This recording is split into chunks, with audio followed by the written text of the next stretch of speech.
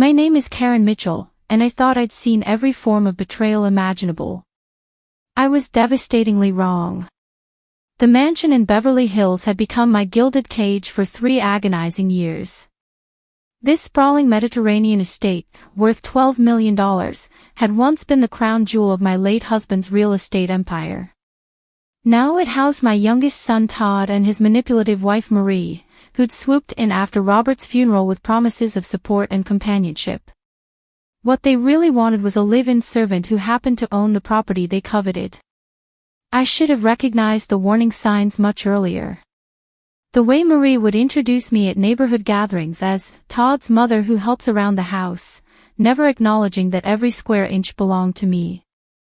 The way Todd would schedule his business associates' visits, then ask me to make myself scarce because my presence might create confusion about household dynamics. Most insulting of all was how they'd openly discuss my future in front of me, debating whether I was still manageable at my age, or if they should start researching appropriate senior living facilities. But I endured it all. God forgive me, I endured it because I believed blood meant something. Because I thought the love I'd poured into raising Todd would eventually resurface. Because I was clinging to the delusion that my sacrifices had earned me basic human dignity. The morning of Marie's 35th birthday celebration arrived with the kind of relentless sunshine that made everything look deceptively perfect. I'd been awake since 4 a.m., preparing an elaborate brunch menu for 30 guests. Marie had insisted on showcasing what she called our entertaining style to her new social circle, the wives of Todd's investment banking colleagues. "Mom, everything needs to be flawless today," Todd announced over his morning espresso, not bothering to look up from his phone. "Sean Morrison is coming, he's the managing director I've been trying to impress. This could determine whether I make partner." I nodded, swallowing my resentment like bitter medicine. "Of course, sweetheart. I've prepared everything you requested." Marie glided into the kitchen wearing a silk dress that cost more than most people's monthly salary. Her jewelry, purchased with credit cards linked to my accounts, caught the morning light streaming through the windows I'd cleaned at dawn. "Karen, I've set out cleaning supplies in the pantry," she announced without looking at me. "The floors need another mopping, and there are water spots on the crystal. Oh, and please remember to stay in the background today. My friends don't need to know about our arrangement." Our arrangement. As if providing them with $1 million home, unlimited expenses, and unpaid domestic labor was some kind of mutual agreement rather than systematic exploitation. I spent the morning transforming the house into a showcase worthy of Architectural Digest. Every surface gleamed, every flower arrangement was positioned with mathematical precision, every appetizer was crafted with the skill that had once made my catering business legendary throughout Southern California. Yes, I'd once owned the most successful catering and event planning company on the West Coast. Mitchell & Associates had employed over 300 people and handled events for celebrities, politicians, and Fortune 500 executives. When I sold it 20 years ago, the buyout had been substantial enough to secure my family's future for generations. But Todd knew nothing about my business acumen. In his mind, I was just his aging mother who happened to be good at domestic tasks. The guests began arriving at 11 a.m. in a parade of luxury vehicles that transformed our circular driveway into a showroom for German engineering. I watched from behind the kitchen curtains as perfectly coiffed women in designer clothing emerged, their conversations already buzzing with the competitive energy of social media influencers scouting for content.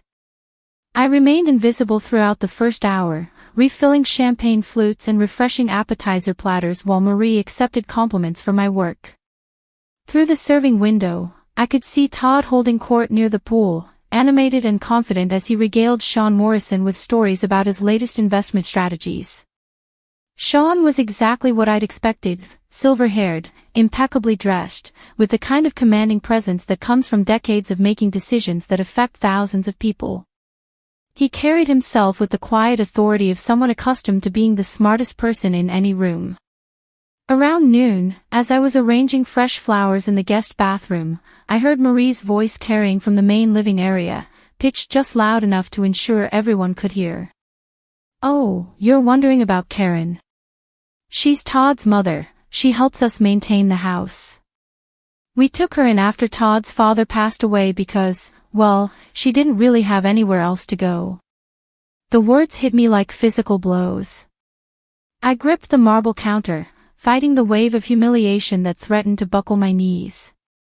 Through the bathroom's partially open door, I could hear the murmured responses of her friends, the polite acknowledgments that barely concealed their pity for the poor old woman living off her son's charity. "She's actually quite good at cooking and cleaning," Marie continued, her tone dripping with false benevolence. "It works out perfectly for everyone. She gets a place to live, and we get help managing this enormous house. Todd's so generous, not every son would take on that kind of responsibility." I closed my eyes and took 3 deep breaths, drawing on the composure that had once allowed me to handle crisis situations with multi-million-dollar budgets hanging in the balance. When I opened them again, I was no longer the broken woman who'd spent 3 years accepting scraps of dignity. I was Karen Mitchell, and it was time to remind everyone, including myself, exactly who that was. I finished arranging the flowers with deliberate precision, then walked calmly toward the living room where the social assassination of my character was still in progress. "The thing is," Todd was saying to Sean Morrison, his voice carrying the confidence of someone who believed he was among friends, "we've learned you have to manage elderly relatives carefully. Mom's got some interesting ideas about her past accomplishments, but we found it's easier to just let her have her little fantasies." Sean's expression had grown increasingly uncomfortable during this monologue. As someone who'd built his career on reading people and situations, he clearly sensed something was seriously wrong with Todd's narrative. "What kind of fantasies?" asked Janet Wells, one of Marie's book club friends, her eyes bright with gossip-hungry curiosity. Todd laughed, the sound harsh and mocking.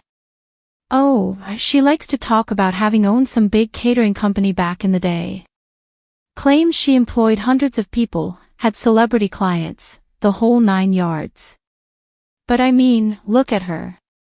He gestured dismissively in my direction as I entered the room carrying a tray of fresh appetizers. "Does she look like someone who built a business empire?" The room fell silent except for the soft jazz playing from the hidden speakers. Every conversation stopped as 30 pairs of eyes turned to assess me, the gray-haired woman in the simple black dress and sensible shoes, carrying a silver tray like the servant Todd had painted me to be. But Sean Morrison's reaction was different from the others. His face had gone completely pale, and he was staring at me with an expression that cycled rapidly through recognition, shock, and something approaching awe. "Excuse me," he said, his voice cutting through the silence like a blade. "Did you just say your mother's name is Karen Mitchell?" Todd blinked, confused by the sudden shift in atmosphere. "Yes, why?" Sean set down his champagne flute with the careful precision of someone whose hands weren't entirely steady. "Karen Mitchell of Mitchell and Associates?" The question hung in the air like smoke from an explosion. I could feel the energy in the room shifting, the social dynamics realigning themselves as the truth began to dawn on the more perceptive guests. "You know," I said calmly, my voice carrying the authority that 3 decades of boardroom negotiations had given me, "I was wondering when someone would finally recognize me." Todd's face went through a spectacular transformation, confusion giving way to dawning horror as he began to understand that his carefully constructed narrative was about to collapse in the most public and devastating way possible. "Sean," he said, his voice taking on a desperate edge, "whatever she's told you." "She hasn't told me anything," Sean interrupted, his eyes never leaving my face. "But I know exactly who she is." He turned to address the entire gathering, his voice carrying the kind of authority that commanded immediate attention. "Ladies and gentlemen, you're in the presence of one of the most successful entrepreneurs in California history." The silence that followed was deafening. You could have heard a pin drop on the marble floors I'd polished that morning. "Karen Mitchell," Sean continued, "built Mitchell and Associates from a single catering truck into the premier event planning company on the West Coast. Her client list included 3 presidents, dozens of Fortune 500 CEOs, and half of Hollywood. When she sold the company in 2004, the acquisition price was, what was it, Karen? $48 million. $52 million, I corrected quietly. Plus royalties from the franchise agreements. Several women gasped audibly. Marie looked like she was going to faint. Todd's face had gone from pale to green, and I could practically hear his mental calculations as he tried to reconcile the woman he'd been describing as a charity case with someone worth more than his entire investment firm. But perhaps more relevant to today's gathering, Sean said, his voice gaining momentum like a freight train, is that Karen Mitchell is currently worth approximately $137 million, making her one of the wealthiest women in Beverly Hills. The number hit the room like a physical force. Champagne glasses froze halfway to lips.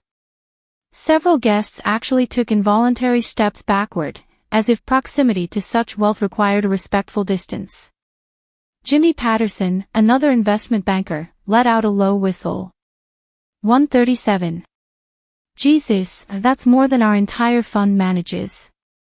Indeed, Sean said, his tone becoming increasingly formal. Which makes me curious, Todd, about your earlier characterization of your mother as someone you took in out of charity. Todd opened his mouth, closed it, opened it again. No sound came out. For perhaps the first time in his adult life, he was completely, utterly speechless. But Marie wasn't finished being Marie. With the kind of desperate audacity that had gotten her this far, she actually stepped forward and tried to salvage the situation. Well, of course we know about Karen's past success, she said with a brittle laugh that fooled no one. But that was so long ago, and at her age, managing money can be challenging. We're really here to help her enjoy her golden years without the stress of financial decisions. If the previous silence had been deafening, this one was apocalyptic. Sean Morrison's expression shifted from professional interest to barely controlled disgust. Are you suggesting, he said slowly, that a woman who built and sold a $52 million company lacks the mental capacity to manage her own finances? That's not what I meant, Marie began, but Sean held up a hand. Because from where I'm standing, it looks like Karen has been managing quite well. This house alone is worth $12 million. The art collection I've been admiring is museum quality. The cars in the garage represent about $400,000 in vehicles. And unless I'm mistaken, the land this property sits on is probably worth more than most people see in a lifetime. He paused, letting that sink in before delivering the killing blow. All of which, I'm assuming, belongs to Karen, not to the son who just described her as a charity case living off his generosity. Todd finally found his voice, but it came out as a croak. Mom, please, you have to understand. What I understand, I said, my voice carrying across the sudden silence like a bell, is that I've spent 3 years allowing my own son to humiliate me in my own home while he and his wife systematically robbed me blind.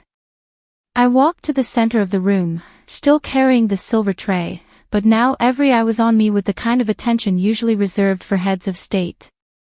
What I understand is that while Todd was telling his colleagues about his elderly mother living off his charity, he was actually living rent-free in my $12 million home, driving cars I paid for, wearing clothes bought with my credit cards, and entertaining guests with food I prepared using ingredients I purchased. The tray made a satisfying clatter as I set it down on the coffee table, in my living room, in my house. What I understand is that my son and his wife have been planning to convince me to sign over my property rights while telling their friends that I'm too senile to manage my own finances. Would you like to know how I know this, Todd? Todd's face had progressed beyond green into a sickly gray. Mom, please don't. Because you had your lawyer send the papers to this address, I continued calmly. Papers that were delivered to me because, despite your delusions, this is still my house and my name is still on the deed and the mortgage in every single utility bill. I reached into the pocket of my simple black dress and withdrew a folded document. Power of attorney papers, Todd. Beautifully crafted. They would have given you complete control over my assets while placing me in what the document calls appropriate supervised care, also known as a nursing home. The gasps from the assembled guests were audible now. This wasn't just family drama anymore, this was witnessing a crime being exposed in real time. Derek Chen, one of the investment bankers, spoke up with the kind of legal knowledge that comes from working with high-net-worth clients. That's elder abuse. Financial exploitation. In California, that's a felony with serious federal implications. Todd looked like he was about to vomit. Marie had gone completely silent, her face a mask of trapped desperation. But here's what I find most interesting, I said, unfolding the document with deliberate slowness. The lawyer who prepared these papers? Morrison, Harrison and Associates. Sean Morrison's face went completely white. That's my firm. Indeed it is. Would you like to guess which junior partner handled the paperwork? The silence stretched until it became unbearable. Finally, Sean spoke, his voice barely above a whisper. Todd. It's not what it looks like, Todd said desperately. She's been showing signs of confusion, memory problems. We were just trying to protect. Stop. The word cracked across the room like a whip. For the first time in 3 years, I let my true voice emerge, the voice that had commanded boardrooms, negotiated with senators, and built an empire from nothing. Stop lying, Todd. Stop lying to them, stop lying to yourself, and stop insulting the intelligence of everyone in this room. I turned to face Sean Morrison directly. Your junior partner approached 3 different lawyers trying to find one willing to prepare papers that would give him power of attorney over my assets. When the first 2 refused after running basic background checks, he came to your firm and apparently lied about my mental state and financial situation. Sean's face had gone beyond pale into something approaching gray. I need to make some phone calls. No need, I said calmly. I've already spoken with the California Bar Association's Ethics Committee.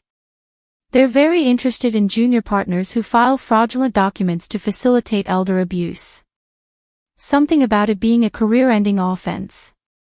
Todd actually staggered backward as if I'd hit him. You can't, my career, everything I've worked for. Everything you've stolen, I corrected. Todd, in the past 3 years, you and Marie have spent over $400,000 of my money. Money you accessed through credit cards and bank accounts you were given for legitimate household expenses. Money you spent on vacations, clothes, jewelry, cars, and memberships to clubs I've never seen. I pulled out my phone and scrolled through a series of photographs. I have receipts for everything. Every spa treatment Marie charged to my American Express. Every golf weekend Todd paid for with my Visa. Every designer dress, every bottle of wine, every dinner at restaurants that cost more per meal than most people spend on groceries in a month. The assembled guests were no longer trying to hide their shock. Several were openly staring at Todd and Marie with expressions of disgust and fascination, like witnesses to a car accident. But the real crime, I continued, my voice gaining strength with every word, wasn't the money. It was the systematic campaign to make me believe I was worthless. To convince me that my life's work meant nothing. To teach my own grandchildren, yes, they have children, to see their grandmother as a servant rather than the woman who built the fortune their parents are living off. Marie finally found her voice, though it came out as a desperate whisper. Karen, please, think about what you're doing. The children adore you. This will destroy their family. Their family. I repeated the words like they tasted bitter. Marie, you spent 3 years teaching my grandchildren that Grandma Karen was the cleaning lady who lived with them out of charity. You think that was building a family? I turned back to the assembled guests, my voice carrying clearly across the silent room. Ladies and gentlemen, I apologize for subjecting you to this family drama. However, I thought it was important that Todd's colleagues understand exactly who they've been working with. Someone willing to commit elder abuse against his own mother might not be the most trustworthy business partner. Sean Morrison stood up slowly, his face grim with the kind of professional disappointment that ends careers. Todd, I think you need to come to the office on Monday morning. We have a great deal to discuss. Sean, please, you have to understand. What I understand, Sean said coldly, is that I've just witnessed a confession to multiple felonies. What I understand is that you've been lying to our firm about your personal circumstances while living in a mansion you claim to own. What I understand is that you've compromised our professional reputation by involving us in what appears to be an elaborate fraud scheme. He turned to me with something approaching respect. Mrs. Mitchell, I owe you a profound apology. If I'd known who you were, you would have treated me with basic human dignity. I asked. Sean, that says more about society than it does about you. A woman shouldn't need to be worth $100 million to deserve respect from her own family. The party was effectively over. Guests began gathering their things with the kind of efficient departure that follows social disasters. Conversations buzzed with excited whispers as the story spread through the group like wildfire. By tomorrow, everyone in Beverly Hills would know exactly what kind of man Todd Mitchell was. As the last guest left, I found myself alone with Todd and Marie in my living room. They sat on my furniture, in my house, wearing clothes bought with my money, and finally, they looked exactly as small and pathetic as their actions had always been. What happens now? Marie whispered. I considered the question seriously. What did happen now? I could have them arrested.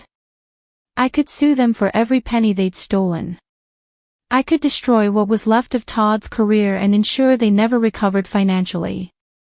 Or I could do something much worse. Now, I said calmly, you're going to pack your things and leave my house.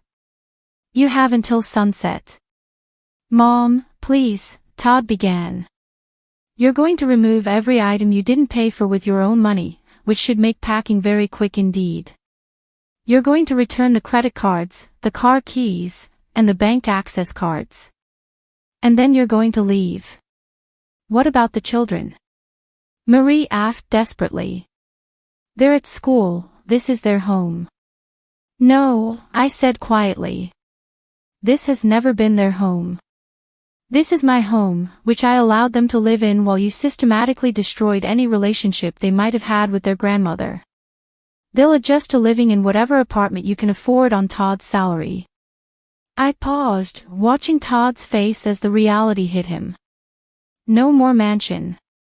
No more luxury cars. No more unlimited spending account. Just the consequences of his choices. If Todd still has a salary after Monday morning, I added. You're destroying your own family, Todd said, tears actually forming in his eyes. Not tears of remorse, tears of self-pity. No, Todd. I'm finally stopping you from destroying what's left of mine. And that's exactly what I did. By sunset, they were gone.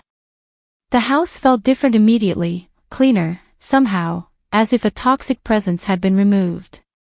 I walked through each room, reclaiming spaces that had been occupied by people who saw my generosity as weakness and my love as something to be exploited. The next morning, I called my lawyer and had her draft new estate planning documents. Everything I owned would go to charity when I died. Todd would inherit exactly what he'd given me in return for 35 years of love and sacrifice, nothing. I also called a private investigator and had him document Todd and Marie's new living situation. The 2-bedroom apartment in Culver City. Marie's job at a department store cosmetics counter. Todd's unemployment after being fired from Morrison, Harrison and Associates for ethics violations. Their children, my grandchildren, enrolled in public school, confused and angry about their dramatic change in circumstances. According to the investigators' report, they blamed me for their family's downfall. Todd had made sure of that. I felt nothing when I read that report. Nothing except satisfaction that natural consequences had finally caught up with people who thought they were immune to them. 6 months later, I received a call from Donna Mitchell, Todd's ex-wife from his first marriage, and the mother of my other grandchildren. We'd lost touch after their divorce, but she'd heard about recent events through mutual friends. "Karen," she said, "I wanted you to know that Sarah and Michael have been asking about you. They're old enough now to understand what really happened, and they'd love to see their grandmother again." For the first time in months, I felt something other than cold satisfaction. Hope, perhaps. Or maybe just the possibility of love that hadn't been poisoned by greed and manipulation. "I'd like that very much," I said. That afternoon, I drove to meet the grandchildren who still remembered me as more than just the cleaning lady. The ones whose father hadn't systematically destroyed their ability to love someone who loved them. As I pulled up to Donna's modest but well-maintained house, I saw 2 teenagers waiting on the front porch. Sarah, now 16, had grown tall and elegant. Michael, 14, looked remarkably like his grandfather Robert had at that age. They ran to the car as soon as I parked, and for the first time in years, I felt arms around me that meant something other than obligation or manipulation. "Grandma Karen," Sarah said, holding me tight. "We missed you so much. Dad said you didn't want to see us anymore, but Mom explained what really happened." "I've always wanted to see you," I said, meaning every word. I just needed to make sure I was still myself when I did. That evening, over dinner at a restaurant they chose, I told them stories about their grandfather and about the business I'd built. Not because I needed them to be impressed, but because I wanted them to know that their grandmother had been someone worth knowing. "Are you ever going to forgive Dad?" Michael asked as we shared dessert. I considered the question seriously. Was forgiveness possible? Did it matter? "Forgiveness," I said finally, "is something you do for yourself, not for the person who wronged you. I forgive your father for being weak and greedy and cruel. But forgiveness doesn't mean forgetting, and it doesn't mean allowing someone to hurt you again." "So you're not going to fix things between him and you?" Sarah asked. "Some things can't be fixed, sweetheart. Some choices have permanent consequences. Your father chose to see his mother as someone to be used rather than someone to be loved. That choice cost him everything that mattered, including the chance to have his children know their grandmother." I reached across the table and took both their hands. "But you too get to make different choices. You get to decide what kind of people you want to be, what kind of relationships you want to have, what really matters in life." As I drove home that night, through the streets of Beverly Hills where everyone now knew my story, I reflected on the strange journey that had brought me here. I'd lost 1 son and gained 2 grandchildren. I'd lost the illusion of family loyalty but gained the reality of self-respect. The house was quiet when I got home, but it was the good kind of quiet. The peaceful quiet of a space that belonged to someone who wasn't afraid to use her power when necessary.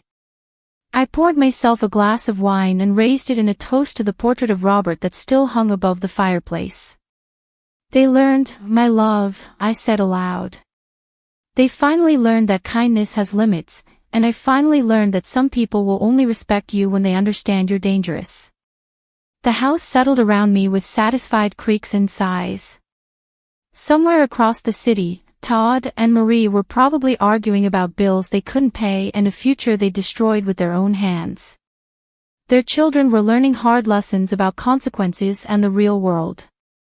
But in my mansion in Beverly Hills, surrounded by the wealth I'd earned and the respect I'd reclaimed, I was finally, completely, triumphantly myself again. Some people might say I was too harsh. That family should forgive. That grandmothers should put their grandchildren's needs above their own dignity. Those people have never been called a charity case by their own son.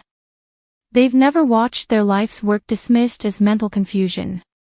They've never had to learn that some betrayals are too complete for redemption. I learned that lesson, and I'm stronger for it. Free in ways I'd forgotten were possible. Finally, authentically, powerfully myself. And if Todd and Marie learned that actions have consequences, that cruelty comes with a price they couldn't afford, that respect must be earned and maintained, well, perhaps something valuable came of this after all. Not forgiveness. Not healing. Not redemption. Just perfect, inevitable, satisfying justice. The way it should be. Thank you so much for watching this story. I hope you enjoyed Karen's journey to reclaiming her power and dignity. If you found this tale of justice and consequences compelling, you'll love the other dramatic stories on my channel. Each one explores the complex dynamics of family, betrayal, and the satisfaction of seeing people get exactly what they deserve.